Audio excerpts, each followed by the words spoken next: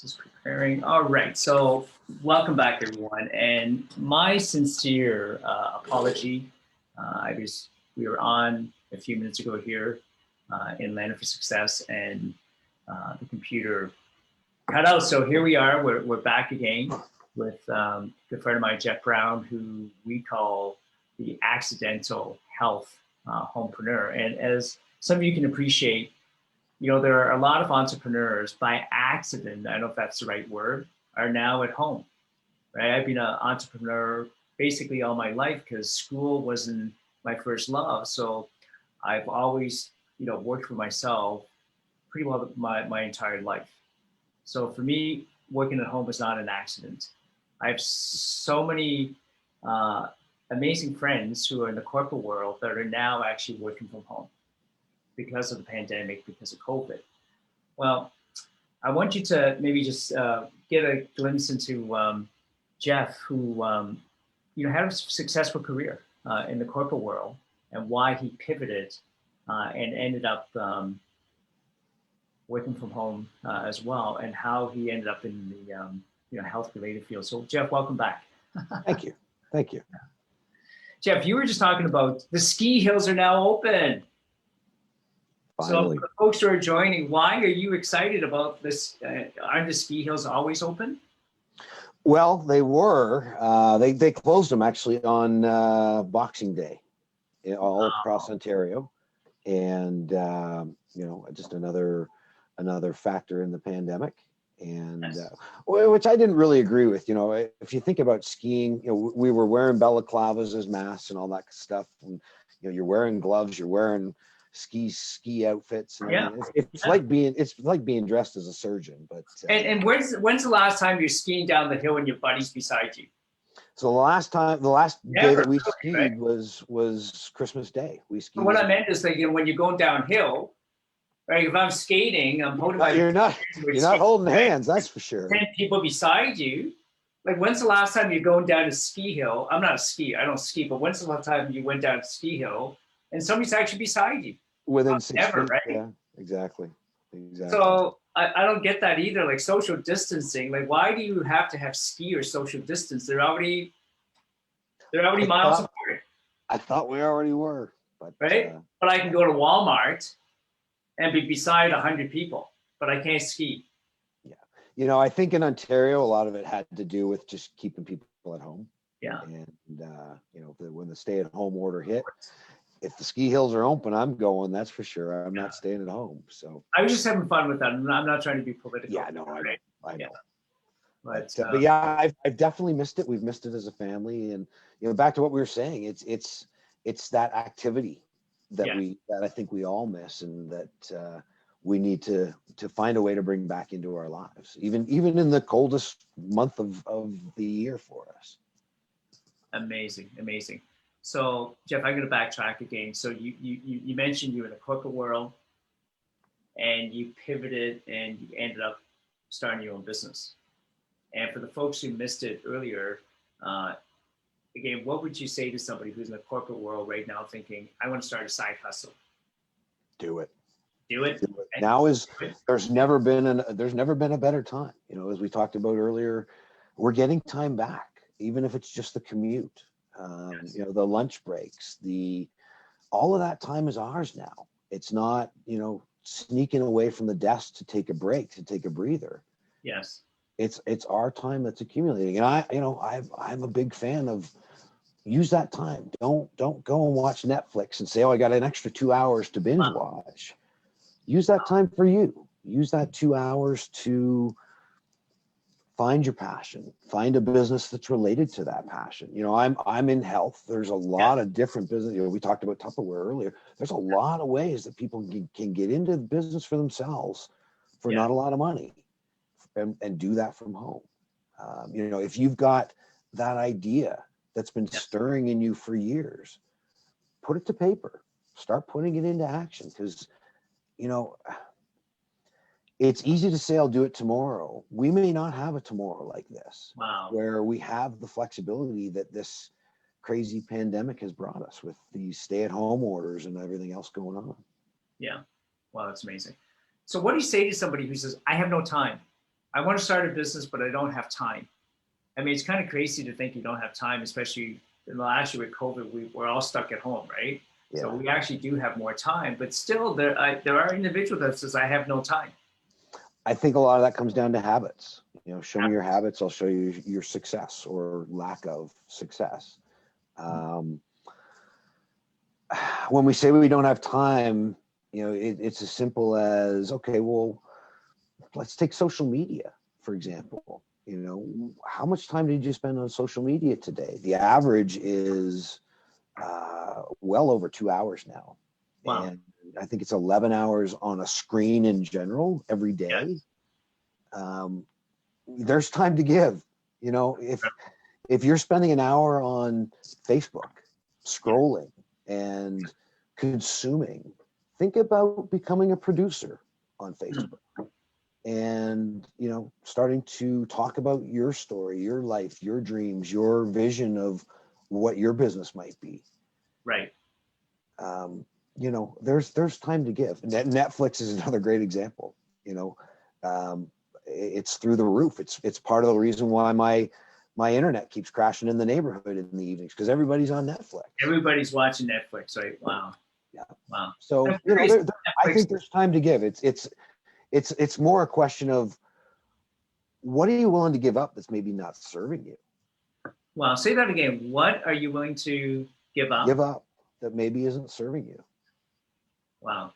That's a hard one, Jeff, because I've seen so many entrepreneurs that are struggling, and they should. I believe the struggle is real, and the struggles, you know, Part of the journey. Yeah. I've seen entrepreneurs, I'm not sure how to put it without being offending anyone. You know, a friend of mine has been in the same company for 20 years and still broke. And when we have a conversation, the conversation would be, yeah, but I've got 20 years of experience. And what I want to say to this individual, I can't, as you can appreciate, is, well, you have 20 years of experience, but 1 year repeated over 20 times. Right. Right. So yeah. Anyways, let's not go there. it's not in everybody. Yes. You know, that entrepreneurial fire, I call it, is not in everybody. Entrepreneur fire. But it's in a lot of people. Okay. And for a lot of reasons, you know, whether it's comfort zone, whether it's stability, whether it's pure spouse pressure, you know, Right. There's a lot of reasons why people stay in the same place. Yeah.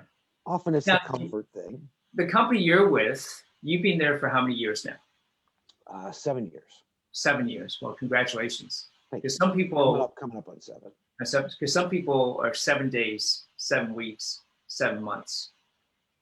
Yeah, and that goes back to that commitment thing. You know, I'm committed to my success.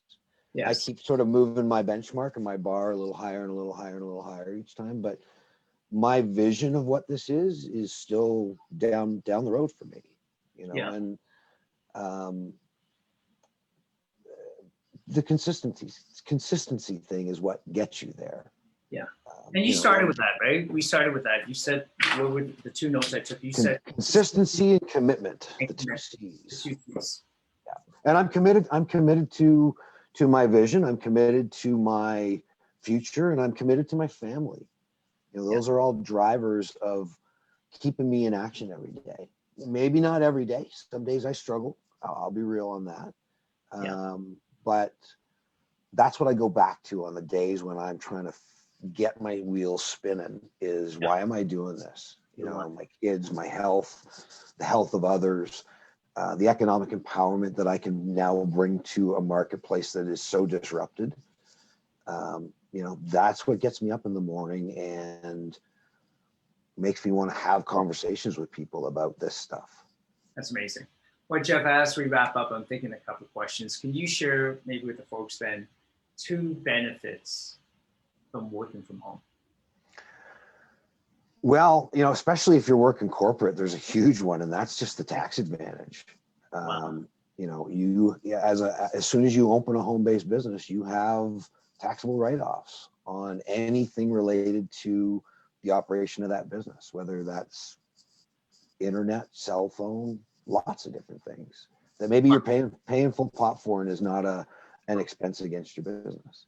So you're saying even if you're working corporately right now, you should have a home business. Start a sideline for the tax advantages. I'm not an accountant. Ask an accountant about that. Yes. But there are huge tax advantages of working for yourself. Absolutely. Even if you're working with somebody else at the same time. So you're saying you can do both. Amazing. So tax advantages. What's the second advantage you think from? For me, it's the freedom, you know, and again, if you're a parent, it's hard to get the freedom that we're looking for to be with our kids, to create those moments, to be there for those moments. It's hard. And I talk to a lot of business owners, corporate executives, doesn't really matter, that miss a lot of those moments. Yeah. And for me, that's one of the biggest benefits of working for myself and working for myself in a place where my kids reside. Yeah. I can stop. You know, if something happens, you know, Gordon, we can stop doing what we're doing right now, and I can go and deal with that. You can deal with that. So Jeff, this is kind of neat. Can you pre-COVID, can you think of a moment where your kid says something important they were doing in school that you were able to be there as a parent, and other parents were not, that we're trying to compare, you know, parents at all, but a moment where your kids were doing something at school, a performance, a play, a sports event, and you were able to be there and then other parents weren't because they were stuck at home? Yeah, I mean, there's stuck at work, a couple of great examples. You know, the school celebrations that happen at elementary school. You know, the end of year stuff where they give out the awards. Yes, those happen at noon, 1 o'clock, right in the middle of the day. Yes. So if you want to be there, you got to go ask the boss, hey, this is happening. Is it okay? Then as you leave the office, you carry all that guilt as you drive to the event and everything else. I just close my computer and I go over to the school, which is close to my home. Yeah. And I sit in the chair and I watch and I clap and I celebrate my kids. Yeah. You know, the other one that comes to mind, Gordon, is just the hockey coaching. You know, you and I kind of, that was our first connection, was hockey. Yes. And tournaments. You know, I was a rep hockey coach or trainer for a number of years, and Thursday, Friday, having to take Thursday and Friday off to go and do an away tournament. Right. I watched the stress happen all around me with all the other parents. Like, okay, who's gonna take the time off of work? And one parent would do the Thursday, and then the other parent would drive up Thursday night, and they'd switch out, and one would go home and work Friday and stay. It was crazy. Yeah. Yeah. But if you want to do that kind of stuff, so the other side of it really is just the freedom. You know, the ability to do the things that I want to do when I want to do them. That doesn't mean I don't work. It just means that I work probably different times than a lot of other people. And it's nice you can be there, and it's nice when your kids, they can see you're there, right? The smile on their faces when they see you. Yeah. And, you know, it gets fun too, because I can sort of involve myself to some degree in some of the schoolwork that goes on. My daughter had to do a speech in the spring last year. So this was home-based, and she watched, what was the name? I think it was called Holy Chicken.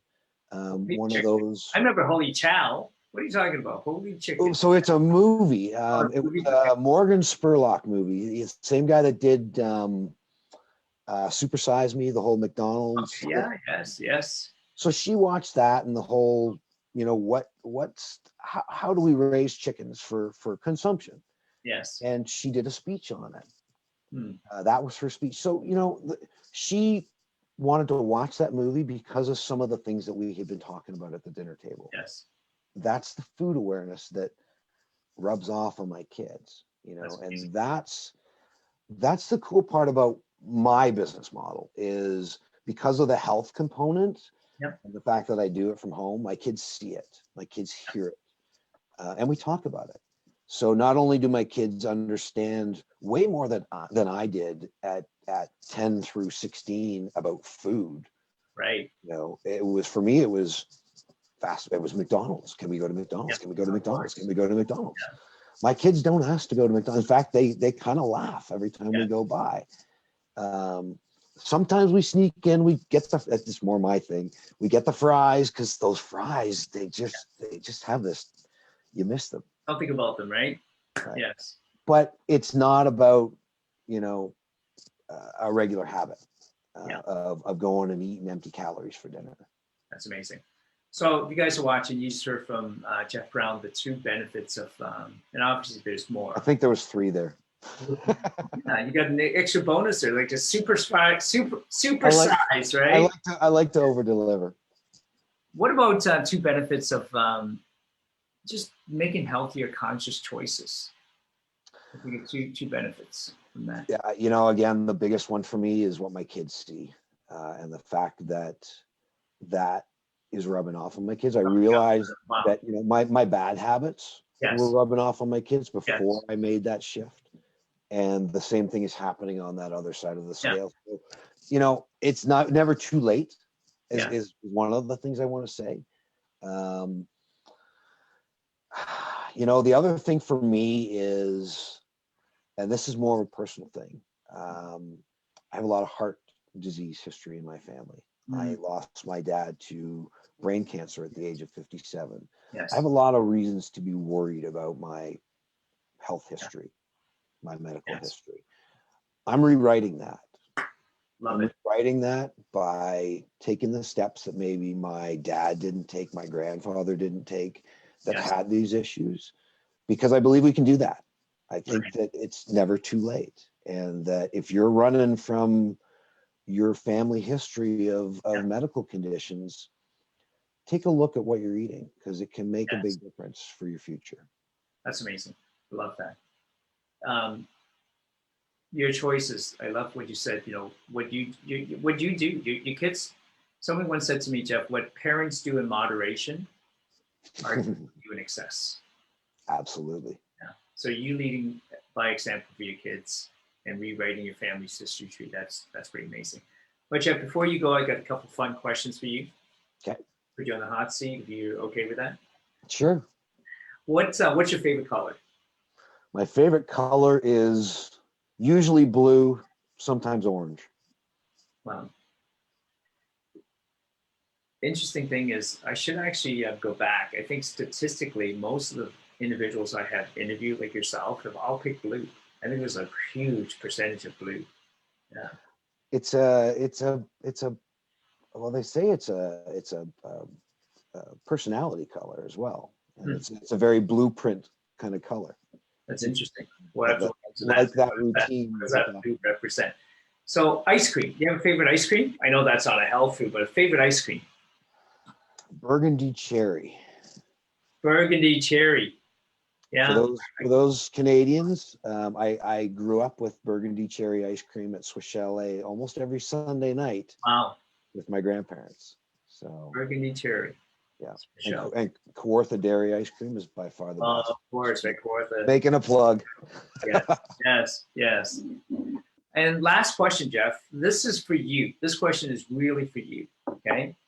If you could wave a magic wand right now and do one thing for Jeff Browne, not somebody else, right? So again, I know you as a heart center entrepreneur, as a dad, family man, you're always thinking about somebody else. You're always thinking about what can I do for somebody else. I'm not thinking about somebody else for a minute. Like if you could wave a magic wand right now and there was one thing that you could do for Jeff Browne, what would you do right now? I probably would accelerate one of my top goals, which is to be debt free. Okay. Moving into this new world, I don't know what it looks like, but I think the less liabilities that I can bring into this new world, the better. Yes. And I think that it creates a different kind of freedom. We all live by the financial pressures of our lives, and it can be one of those things that keeps people from maybe taking that step. That financial security. Yes. I'll tell you what, if you're committed to what you're doing, that's a faster way to a debt-free scenario. Is working for yourself, because you're only working for somebody else. You're only going to see that cost of living increase every year. Yeah. You know, these hands can double my business if I Yes. put the efforts in to do so. Yeah. Well, that's amazing. I mean, being debt free, that's quite a novel concept for some, right? We have a coaching mentorship program coming up in Landed for Success, and it's going to be called the art of paying yourself first. Mm-hmm. It'll be kind of like the modern day version of The Richest Man in Babylon, or Right. maybe even David Chilton's book on The Wealthy Barber, right? How do we pay ourselves first? How do we, how do we get debt free, Jeff? I remember there was a time when I was so broke I couldn't afford a cup of coffee. I don't know if anyone could relate to that, right? Or credit cards. I had enough credit cards and lines of credits that I could take vouchers every month where I would just keep on borrowing against one card after another card. If I could take like my receipts and probably plaster this entire room.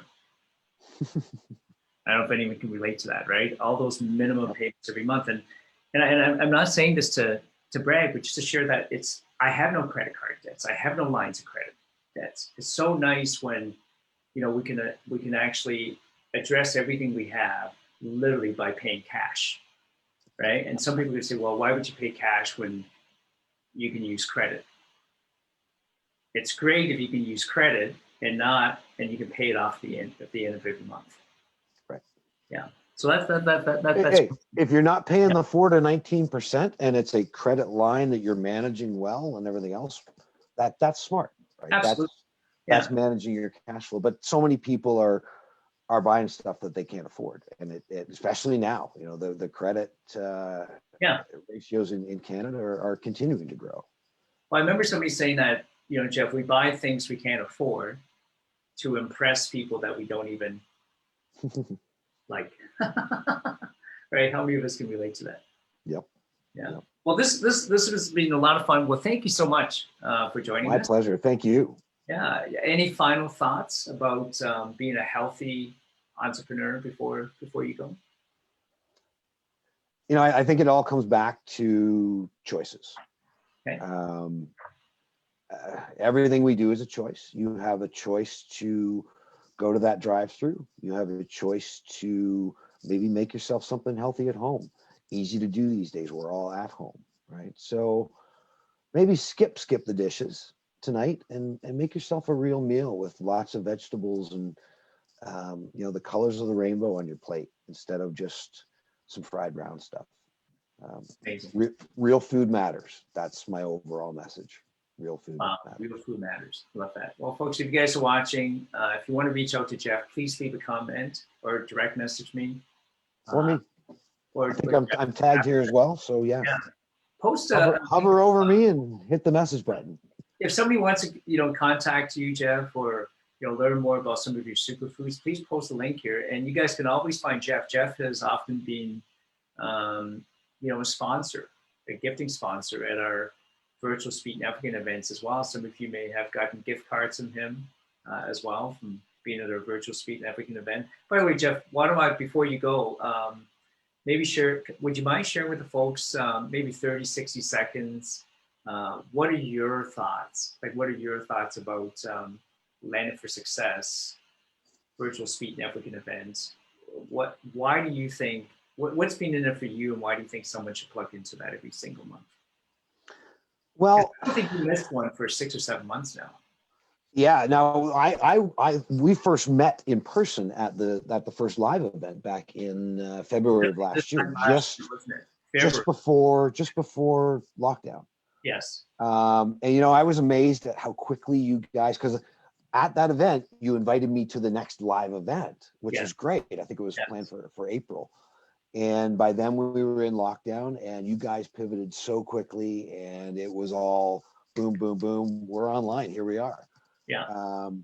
So first of all, hats off to you and Jay and Kelly and Tammy and everybody else behind the scenes here that does the work that we don't really see.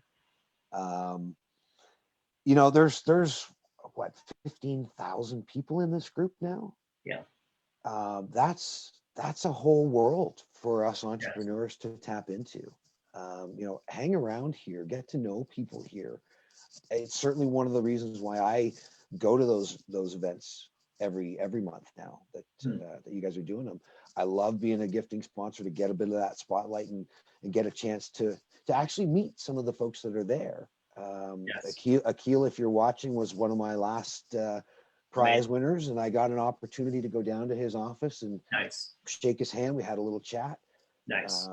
Distanced and masked, and we even had the plexiglass between us at the desk. Nice. But you know, it was great to meet real people. And as a home-based entrepreneur, it's really easy to stay isolated. You know, this stay-at-home order, that's partly goes with being a work-at-home entrepreneur. Yes. So getting out and meeting people and hearing other voices, maybe adding some value to what they're trying to do. That's what I love the most about these groups is maybe I've got a suggestion that can help that new business owner because I saw that issue before. Right.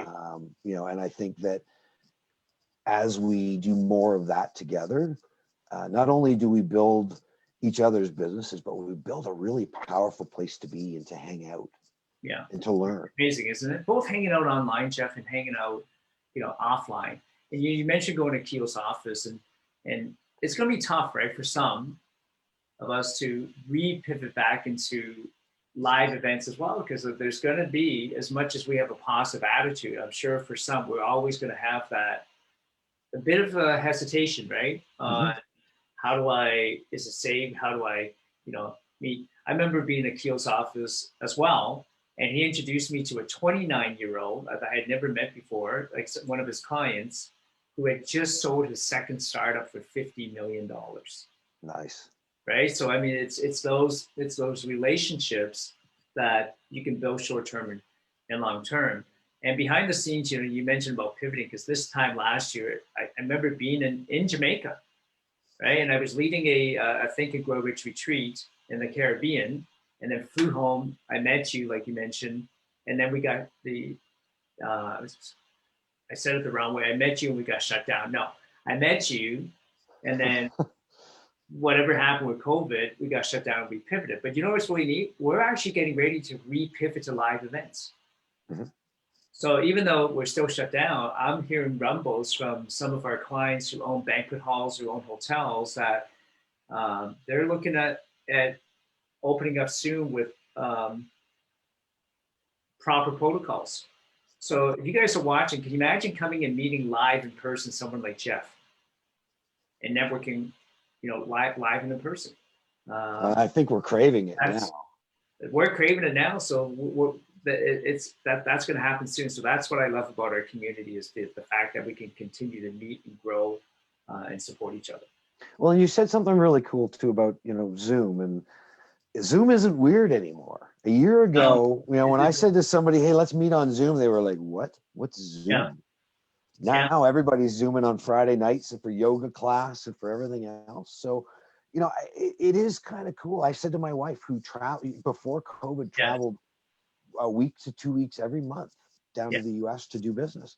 I wonder what that's going to look like in the future. There will still be travel, but will it be less because we're comfortable with meeting in this kind of format now too?